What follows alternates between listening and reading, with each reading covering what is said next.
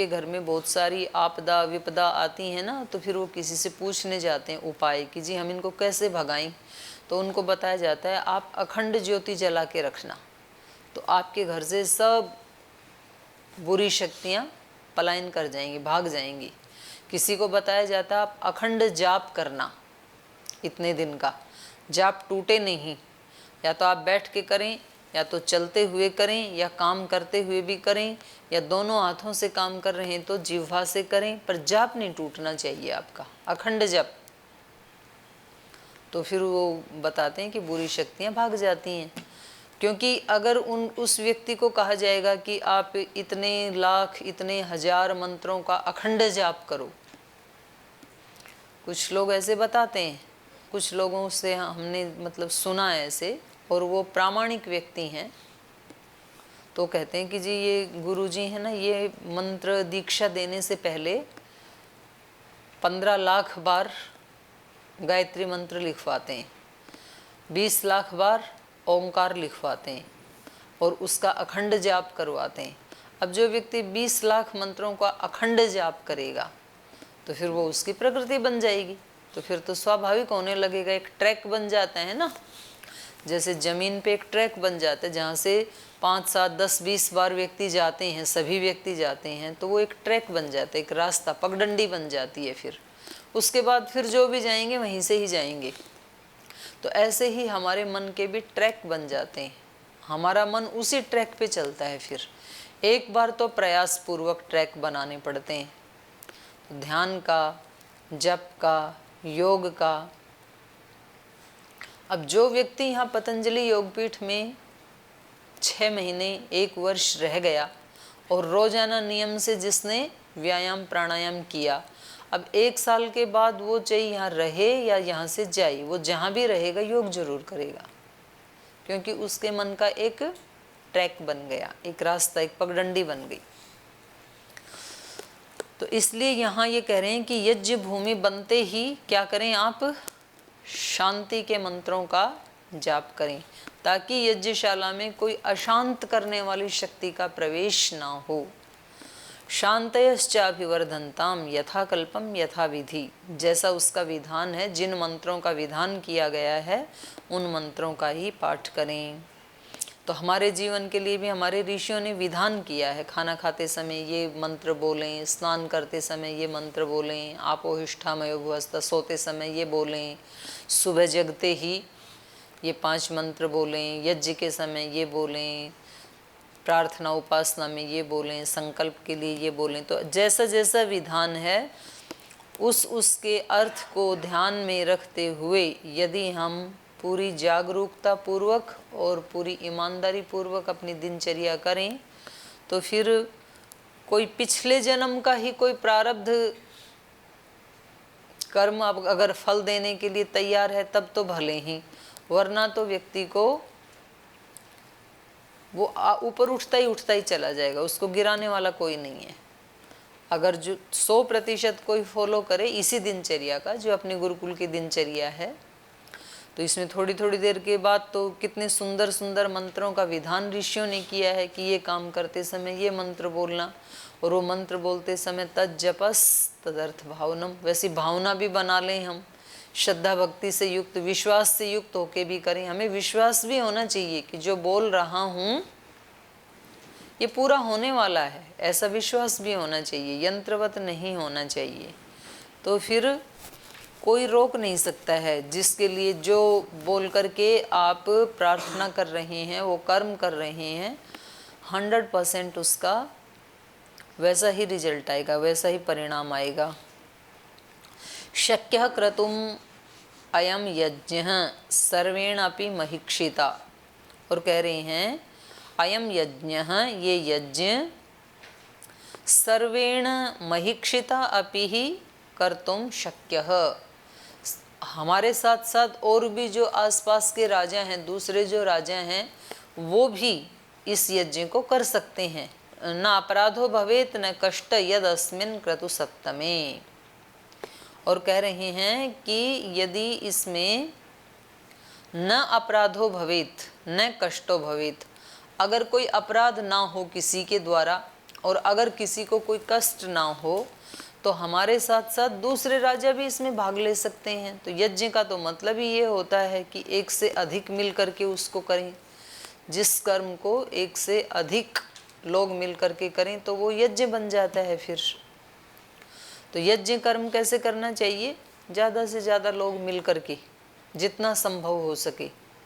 अकेले भी कर सकते हैं, लेकिन सब मिल के करते हैं और उसी भावना वाले हैं तो फिर वो भावना, वो यज्ञ कई गुना ज़्यादा स्ट्रोंग हो जाता है। क्योंकि इतने लोगों की पॉजिटिव भावनाएं जब मिलेंगी तो फिर वो पॉजिटिविटी एक घनीभूत हो जाती है। तो वहाँ पर फिर ऐसे बोलते हैं ना भाई, ये जो स्थान है ये तो सिद्ध पीठ है। मतलब वहाँ जाके, इधर हम गए थे एक बार फरीदाबाद, तो उधर से वापस आते समय कोई एक मंदिर है लक्ष्मी नारायण का या जो भी है, मेरे को ध्यान नहीं है अभी, महाराज जी के साथ गए थे। तो वहाँ किसी ने मेरे को बताया, वहाँ कोई आए हुए थे, कोई यात्री आए हुए थे। तो उस समय वो चल रहा था अपना ये अभियान मोदी जी वाला, भारत स्वाभिमान का। तो कह रहे जी ये सिद्ध पीठ है, यहाँ रह करके कोई भी आप संकल्प करोगे ना तो वो पूरा हो जाएगा। इनका भाई हमारे तो सारे संकल्प महाराज जी में ही सिमटे हुए हैं। तो सिद्ध पीठ हम अपने साथ साथ ही रहती हैं हमारे, तो हमारे गुरु ही हमारी सिद्ध पीठ हैं। तो ऐसे लोग वो बना लेते हैं कि ये सिद्ध पीठ है, ये यहाँ मतलब वो लाइव दैवी शक्ति रहती है। तो वो कैसे बन जाती है? बहुत लोगों का अटूट विश्वास, श्रद्धा, भक्ति मिल करके उस स्थान को वैसा ही बना देती है। ये सच भी होता है। जब व्यक्ति ये सोचता है ना सिद्ध पीठ है और वहाँ जाके संकल्प करता है और उसको ये पता है कि क्योंकि मैंने यहाँ सिद्ध पीठ के ऊपर संकल्प किया है तो ये मेरा पूरा होना ही है। जब उसको 100% ये विश्वास है तो वहाँ के वाइब्रेशंस जो ऐड होंगे वो तो बोनस है, पर इस व्यक्ति का ये जो आत्मविश्वास है कि मेरा 100% काम सिद्ध होना ही है, ये उस काम को सिद्ध कर ही देगा। रेयर केस में अगर कोई पीछे का प्रारब्ध ऐसा ना हो तो जो उसमें विघ्न डालने वाला हो। तो इसलिए ये दूसरे राजाओं को भी शामिल करना चाह रहे हैं, लेकिन शर्त इसमें यही है कि ना अपराधो भवेत, कोई भी राजा यहाँ आकर के कोई यज्ञ के नियम को ना तोड़े, अपराध ना करे कोई, और न कष्टो भवेत, अगर किसी को कोई कष्ट ना हो। तो यहाँ गुरुकुल में एक ज्ञान यज्ञ चल रहा है, एक योग यज्ञ चल रहा है। तो इसमें महाराज जी तो बुलाते ही हैं जितने ज़्यादा से ज़्यादा ब्रह्मचारी, जितने ज़्यादा से ज़्यादा सात्विक आत्माएं इसमें आकर के सहयोगी बने तो ये यज्ञ और आगे बढ़ेगा, हमें कोई दिक्कत नहीं है।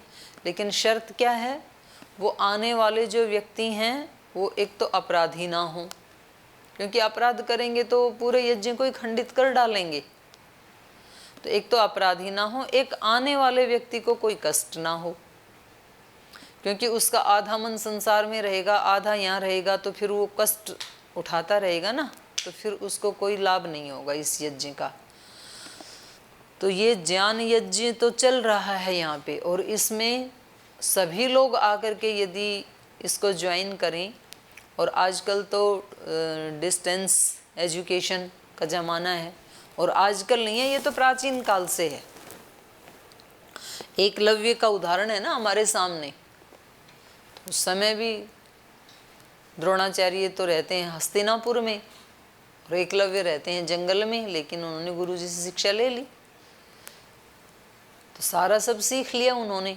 तो इसका मतलब उस समय भी थी ये डिस्टेंस एजुकेशन। आज भी सुबह सुबह आप कल्पना करो कि जहाँ जिस यज्ञशाला में बैठ के आप यज्ञ कर रहे हैं, योग कर रहे हैं स्वामी जी के साथ, या ग्राउंड में बैठ के कर रहे हैं, और आपके साथ ही 10 लाख लोग और बैठे हैं अलग अलग स्थानों पे। तो उस संख्या को एक बार अपने सामने देखो आप, और फिर वे 10 लाख लोग कम से कम 10-10 लोगों के साथ भी यदि चर्चा करेंगे कि भाई मैंने तो आज योग किया, या मैं आजकल योग कर रहा हूँ, ऐसे 10 लोगों से भी यदि वो चर्चा करेंगे तो कितना हो जाएगा? 1 करोड़। 1 करोड़ लोग जहाँ रोजाना बैठ के योग करते हों, यज्ञ करते हों, तो फिर एक एनवायरनमेंट चेंज क्यों नहीं होगा। आपको पता है ये कोरोना के दौरान श्रद्धेय स्वामी जी महाराज का इतना बड़ा सहयोग है भारत भूमि के लिए, मतलब उसकी कोई रिसर्च अगर करे ना, इतना ज़्यादा इन्होंने बचाया है देश को, इतना बड़ा योगदान है ये। अगर भारत में ये करोड़ों लोग सुबह उठ करके योग नहीं करते, उसमें आस्था संस्कार और इंडिया टीवी, ये 3 चैनल ने महती भूमिका निभाई, और फेसबुक लाइव। नहीं तो यहाँ भी वही हाल होता जो विदेशों में हुआ ना, अमेरिका में, इटली में अभी भी हो रहा है, अभी फैल रहा है बहुत। जिसको भी वो करते हैं, चेक करते हैं, पॉजिटिव आ जाता है, वही बहुत सारे केस हैं। लेकिन मृत्यु दर फिर भी नहीं बढ़ रहा है, मृत्यु रेट नहीं बढ़ रहा है। एक बार जो हमारे कभी दादी नानी बताती थी, माता जी भी बताती थी, जो प्लेग आया था एक बार, महामारी जिसको कहते हैं, एक व्यक्ति को स्मशान उसमें जला के आई और आई तब तक 5-6 और मरे मिले, फिर उनको जला के आई तब तक 10 और मरे मिले, ऐसा था। और जो अभी जिसको जला के आया था, अभी घर आते अभी उसको ले जाना पड़ रहा है जलाने के लिए। ऐसी महामारी, ये मतलब डराया तो बहुत, भयभीत तो बहुत किया कोरोना ने, लेकिन वैसी महामारी, और दूसरे देशों में तो वैसी ही महामारी निकली है। मतलब उनको तो एक अपनी नहर ही बनानी पड़ी, जो मरा उसको क्रेन से उठा के उसमें डाल दो। अमेरिका में तो एक कैनल बना दी ना, भारत में ऐसा नहीं हुआ। पॉजिटिव हुए उनमें से भी बहुत ज़्यादा लोग ठीक हो गए। कैसे ठीक हुए भला? कोई वैक्सीन तो है नहीं, कोई दवाई तो है नहीं, योग और आयुर्वेद के माध्यम से ठीक हुए। और कितनी बड़ी शक्ति है। और कई बार कुछ व्यक्ति जिनके यहाँ कोई हो भी गया, कल ही हमारे दिल्ली के एक प्रभारी हैं, वो बता रहे थे, बोले जी हम दोनों पति पत्नी कोरोना पॉजिटिव हो गए थे, फिर हम ठीक हो गए योग करके और काढ़ा आदि पी करके आयुर्वेद का। और एक हमारी माता जी हैं, राज्य कार्यकारिणी की सदस्य नारायणी माता, वो तो 70 साल की हैं, और उसको हुआ तो उसके पति को भी हो गया, क्योंकि सेवा करते थे कोरोना वालों की। अभी इतनी उम्र में, 70 साल की उम्र में सेवा करेंगे, उनको दूसरों को काढ़ा पिला रहे थे, इधर उधर जा जा के सेवा कर रहे थे, खाना बांट रहे थे, मास्क बांट रहे थे, उसी को ही हो गया। उसी को हो गया तो काढ़ा पी के और योग करके 70 साल की उम्र में दोनों पति पत्नी ठीक हो गए। तो ये कितना बड़ा सहयोग है देश के लिए। माने करोड़ों लोगों की जान बचा दी और करोड़ों रुपए दवाइयों में लूटने से बच गए। अब ज़्यादा चक्कर में नहीं आएंगे भारत वाले। माने आज भारत में कोई ही मुश्किल से घर ऐसा होगा जो गिलोय तुलसी का काढ़ा नहीं पीता होगा। सब ने काढ़े पी लिए, जिनको कोरोना आया उन्होंने भी पी लिए, जिनको नहीं आया वो पहले से ही पी रहे हैं एडवांस में। नहीं तो ये क्या करने वाले थे, पहले तो वैसे मारने वाले थे, और मरने से कुछ एक आधे बच गए, उनको दवाइयों में लूटने वाले थे। कोरोनिल के ऊपर इतना ज़्यादा झगड़ा करने की क्या ज़रूरत थी? ज़रूरत इसलिए पड़ी कि वो एक एक गोली, एक एक इंजेक्शन 5-5 हज़ार रुपये में बेचना चाहते थे, और ये बाबा जी ने ला दिया 500 रुपये में। तो मतलब पूरा बिजनेस ही ध्वस्त कर दिया उनका। कितना पैसा देश से चले जाने वाला था, और मरता क्या ना करता भाई। कोरोना इतना भय, तो चाहे ज़मीन गिरवी रखनी पड़े, लेकिन 5,000 की गोली तो लेगा व्यक्ति, इंजेक्शन तो लगवाएगा व्यक्ति। एक एक दो दो बच्चे हैं सबके, अपने बच्चों को लगवाएंगे। अब वो चलने नहीं दिया। स्वामी जी ने पहले ट्रिक बता दी, योग करो काढ़ा पियो, योग करो काढ़ा पियो। 4 महीने से अलग जगह रखी है, पूरी बांसुरी बजा रखी है। और वो योग और काढ़ा से भी अगर कोई बच गया भूल चूक में, तो केवल 500 रुपये की कोरोनिल लो, स्वसारी लो, ठीक हो जाओ। अब बोले कि हम भारत ही तो था इतना बड़ा मार्केट जहाँ से हमें लाखों करोड़ कमानी थी, अब वो ये बाबा ने ध्वस्त कर दिया हमारा। तो चारों तरफ से फिर टूट के पड़े एकदम से, वो और ज़्यादा प्रचार हो गया। जाको राखे साइयाँ, उल्टा प्रचार हो जाता है। मतलब करोड़ों रुपए लगा करके प्रचार करना पड़ता। अब सबको पता लग गया। अब दूसरे ढंग से लूट रहे हैं लोग, फोन कर करके कि हम पतंजलि योगपीठ से बोल रहे हैं, इस बैंक में आप इतने पैसे जमा करवाओ और हम आपको कोरोनिल भेज देंगे। अब उनके लिए भी चलाना पड़ा है, भाई यहाँ कोई फ़ोन, किसी का भी फ़ोन आए तो आप उसके झांसे में ना आए, सीधा अपने चिकित्सालय या मेगा स्टोर आदि हैं वहाँ से दवा लें। बाकी किसी भी, कई लोगों ने लूट लिया। तो ऐसे होता है। तो ये जो एक व्यक्ति जब कोई ईमानदारी से, सच्चाई से किसी यज्ञ को शुरू करता है, और तो उसमें वैसी वैसी प्रकृति वाले और इतने लोग यदि जुड़ते चले जाएं तो उसकी पावर बहुत स्ट्रांग हो जाती है। अब स्वामी जी महाराज ने अकेले योग शुरू किया था, आचार्य जी ने अकेले आयुर्वेद का सेवा शुरू की थी, अब उसमें जुड़ते चले गए लोग। तो उसमें कोई व्यक्ति अपराधी ना हो और उसमें किसी को कष्ट ना हो, तो फिर उसकी शक्ति कई गुना ज़्यादा बढ़ जाती है। तो इसलिए ये कह रहे हैं, अपने अमात्यों से कह रहे हैं कि ये जो यज्ञ हम करने जा रहे हैं इसमें सभी राजा भाग ले सकते हैं। कुछ मुख्य मुख्य ऐसे नहीं बोला, सर्वेण अपि महीक्षिता अयम यज्ञम कर्तुम शक्यः, सभी लोग मिल करके कर सकते हैं। ये नहीं कहा कि जो जो हमारे से प्रीति रखते हैं, जो जो हमारे मित्रगण हैं, फ्रेंड्स हैं, वो तो इसमें जुड़ जाएं। नहीं, ये करे सब कर सकते हैं, कोई भी जुड़ो, योग कोई भी करो, आयुर्वेद का प्रयोग कोई भी करो, काढ़ा कोई भी पियो, तो सबके लिए खुला है ये दरबार। बस शर्त इतनी है, ना अपराधो भवेत ना कष्टो, अपराध नहीं होना चाहिए उसमें और कोई कष्ट नहीं होना चाहिए। यद अस्मिन क्रतु सप्तमे, ये जो श्रेष्ठ यज्ञ है, क्रतु मतलब यज्ञ, सप्तमे मतलब श्रेष्ठ, इस श्रेष्ठ यज्ञ में बस दो ही चीज़ों का ध्यान रखना है, बाकी सबको निमंत्रण भेज दो, आमंत्रण भेज दो, बुला लो, सबको आमंत्रित कर लो, बस इसमें कोई अपराध ही ना आए, कोई अपराध नहीं होना चाहिए यज्ञ में। तो मनुष्य के जीवन का जो यज्ञ है वो कितने ही लोगों की सेवा करे, करोड़ों करोड़ों लोगों की सेवा करे। तो ये हमारे मन में आना ही चाहिए ये विचार कि हमारा जीवन कैसा होना चाहिए। तो जैसे हमारे गुरुजी ने करोड़ों करोड़ों लोगों की सेवा की, तो हम, गुरुजी तो चाहते हैं कि उनके जैसे ही बने। तो उन्होंने अकेले ने जब इतने करोड़ों लोगों की सेवा की, 10-20 करोड़ लोगों की सेवा की, तो बाकी के बच गए, उनकी सेवा उनके शिष्य करें। करोड़ों की नहीं कर सकते हैं तो लाखों की करें, लाखों की नहीं कर सकते हैं तो कुछ हजारों की करें, कुछ सैकड़ों की करें, कुछ 10-20, 50-100 लोगों की करें, जिसका जितना सामर्थ्य है। और सामर्थ्य भगवान उतना ही देता है जितना जिसका संकल्प होता है।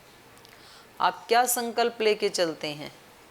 अगर आप ये संकल्प लेके चलते हैं कि भगवान ऐसा बनाना कि मैं लाखों लोगों के काम आऊँ, तो फिर आप लाखों के ही काम आएंगे। और आप संकल्प ये लेते हैं कि मैं करोड़ों के काम आऊँ, तो करोड़ों के आएंगे। आप संकल्प लेते हैं कि मैं आपके काम आऊँ, भगवान जी मैं आपकी सेवा करने के लिए आपके काम में एक यंत्र बनूं और आप जो सेवा करवाना चाहते हैं वो मुझसे करवाएं, तो फिर भगवान जहाँ लगाएं वहाँ लग जाना। तो या तो अपना शिव संकल्प हो या तो फिर भगवान के समर्पित कर दो। और भगवान के समर्पित करने का मतलब है भगवान का ही एक सगुण साकार रूप होते हैं गुरुजन, और घर में रहें तो सगुण साकार रूप होते हैं माता पिता। तो या तो जिस काम में वो लगाएं उसको भगवान का काम समझ के उसमें लग जाना, या अपनी तरफ से कोई सात्विक संकल्प लेकर के वो गुरु को बता देना कि मेरी इस विषय में रुचि है और इसमें मैं लाखों की सेवा करना चाहता हूँ। तो दोनों ही ये शुभ मार्ग हैं। तो ये ऐसे ही ये कह रहे हैं कि इस पृथ्वी के ऊपर, क्योंकि इनके राज्य में तो सब प्रकार की समृद्धि, सब प्रकार की शांति, सब प्रकार की शालीनता, चरित्र की पवित्रता, सब कुछ भरा पूरा है। लेकिन इनका ये कहना है कि ऐसा ही यदि अन्य राज्यों में भी, अन्य राजाओं के यहाँ और सारी पृथ्वी के ऊपर भी यदि ऐसा हो तो कितनी अच्छी बात है। तो सभी इस यज्ञ में शामिल हों।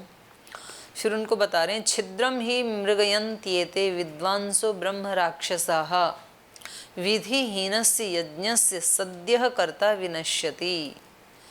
कह रहे हैं एते विद्वांसः ब्रह्म राक्षसाः छिद्रम ही मृगयन्ते। कह रहे हैं ये काम लगता तो बड़ा अच्छा है कि सब मिलकर के यजन करें, सब मिलकर के अच्छाई को फैलाएं, लेकिन ये इतना सरल नहीं है, इसमें बहुत बाधाएं आती हैं। महाराज जी का साम्राज्य, महाराज जी की सेवाएं सबको अच्छी तो लगती हैं, सब वैसा बनना भी चाहते हैं, लेकिन जब वैसा बनने के लिए कदम बढ़ाते हैं तो फिर बाधाएं आती हैं इधर उधर से, और बाधाएं आते ही व्यक्ति ढह जाता है, गिर जाता है, फिर उनके सामने घुटने टिका देता है, तो इसलिए आगे बढ़ नहीं पाता है। तो इतना सरल नहीं है ये, क्योंकि छिद्रम ही मृगयन्त्येते। जब कोई बड़ा कार्य होता है तो जो आसुरी शक्तियां हैं वो छिद्रान्वेषण करती हैं, छिद्रों का अन्वेषण करती हैं कि कहीं कोई छिद्र मिले तो वहाँ से हम घुसें और इसको हम ध्वस्त करें, यज्ञ को हम नष्ट करें। तो पतंजलि में भी ऐसे हो रहा है। तो चारों तरफ से लोग घुसने की कोशिश कर रहे हैं कि इनके यहाँ कोई वीक पॉइंट मिले, कोई ऐसा कुछ हमें सोर्स मिले, कोई ऐसी त्रुटि मिले तो उसको इशू बना के हम पूरे इसको ध्वस्त करें। तो जो इसमें रहने वाले हैं यदि वो पूरे सशक्त हैं, मजबूत हैं, जागरूक हैं और शक्तिशाली हैं तो कभी भी उनका मंसूबा पूरा नहीं होगा। और यदि उसमें रहने वाले कमज़ोर हैं, कहीं कोई वीक पॉइंट है, तो निश्चित रूप से वो अटैक कर सकते हैं।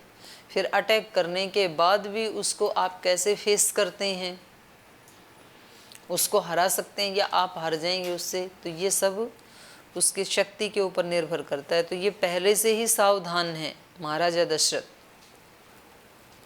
मृत्यु के कई रूप हैं ना, प्रमादो ही मृत्यु, आलस्यो ही मृत्यु, आलस्य भी मृत्यु है, प्रमाद भी मृत्यु है, अति भी मृत्यु है, अति कहीं भी कर देते हैं। तो ये मृत्यु के कई रूप हैं। तो ऐसे ही यहाँ पर कोई एक भी जो ब्रह्म राक्षसा विद्वान, कह रहे हैं ये जो विद्वान हैं, ब्रह्म राक्षस हैं, वो यज्ञ में विघ्न डालने के लिए छिद्रान्वेषण करते हैं। विद्वांस ब्रह्म राक्षसा, जैसे उस दिन ये पूछ रहे थे ना हरिदेव जी की जी विद्वान भी और ब्रह्म राक्षस भी, ये बात समझ में नहीं आती है। ब्रह्म का मतलब ज्ञान, ज्ञान तो है, विद्वान भी है, लेकिन साथ में ज्ञान के साथ साथ आसुरी भाव भी है। वे चाइना वालों ने जो किया तो उसमें उनके पास ज्ञान तो है, बुद्धू तो नहीं है। बड़ा शार्प माइंड चाहिए इसके लिए। कितना सोचा उन्होंने कि हम अमेरिका की भी अर्थव्यवस्था को ध्वस्त कर देंगे, भारत की भी अर्थव्यवस्था को ध्वस्त कर डालेंगे, पहले सब ये फैलाएंगे त्राही त्राही, कोई हमें सेना नहीं भेजनी पड़ेगी और हम घर में बैठे बैठे विश्व विजेता बन जाएंगे। इसके लिए हमारे कुछ लाख लोगों को, 10, 20, 5, 7 लाख लोगों को बलि चढ़ाना पड़ेगा।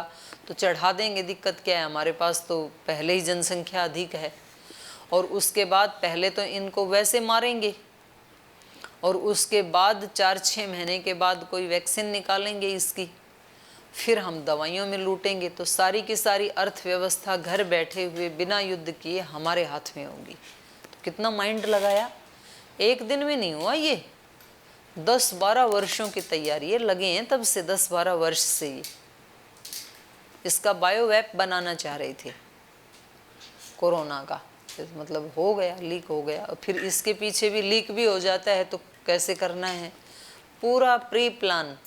तो ये क्या है, अच्छे भले चलते हुए यज्ञ को ध्वस्त करने की तैयारी। तो ये होते हैं विद्वांसो ब्रह्म राक्षसा। किसी को ज़्यादा लोगों को सताने के लिए ना, कभी भोले भाले लोग नहीं सताते हैं किसी को, ठीक है, बेचारे अपने काम में लगे हैं, वो ज़्यादा से ज़्यादा क्या करेंगे, आलस्य करेंगे, प्रमाद करेंगे, अपने जीवन को बर्बाद कर लेंगे। दूसरों के जीवन का सत्यानाश करने वाले शातिर दिमाग वाले होते हैं, दिमाग बड़ा तेज होता है उनका, घुमा देते हैं चीज़ों को, कुछ का कुछ ही अर्थ निकाल देते हैं, शब्दों में जीतने नहीं देते हैं, अपनी बात सबसे श्रेष्ठ। घुमा देते हैं उसको किसी भी तरह से, बड़े शातिर दिमाग होता है इनका। तो इसलिए कह रहे हैं कि ये यज्ञ को खंडित करने के लिए विद्वांसो ब्रह्म राक्षसाः, विद्वान जो ब्रह्म राक्षस हैं यज्ञ में विघ्न डालने के लिए छिद्रम ही मृगयन्ति ते, ये छिद्रान्वेषण करते रहते हैं।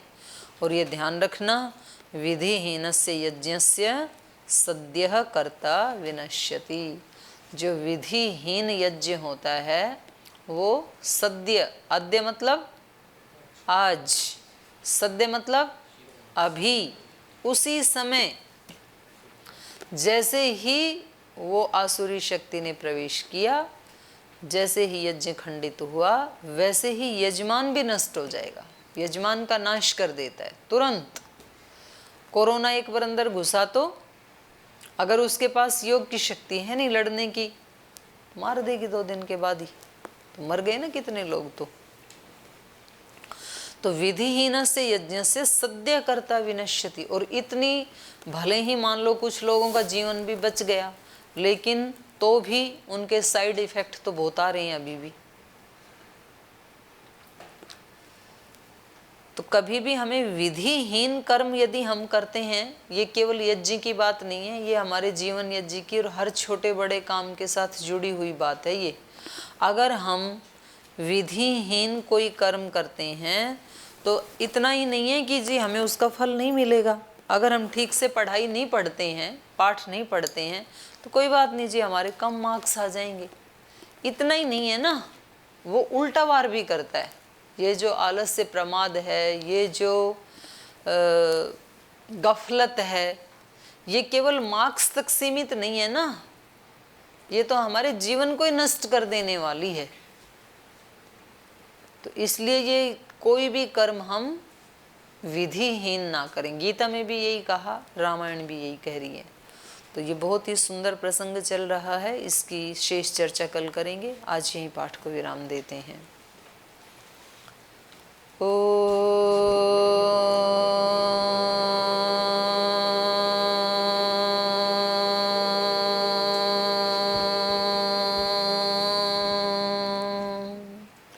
शांति शांति शांति। श्री गुरुभ्यो नमः। राम का गुणगान करिए, राम का गुणगान करिए।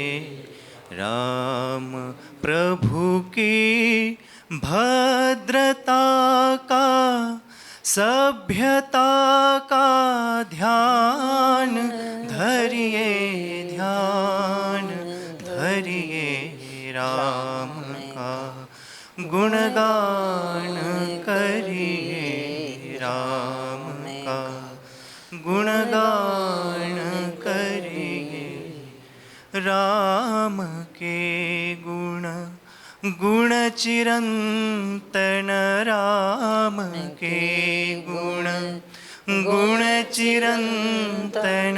राम गुण सुमिरन रतन धन, राम गुण सुमिरन रतन धन।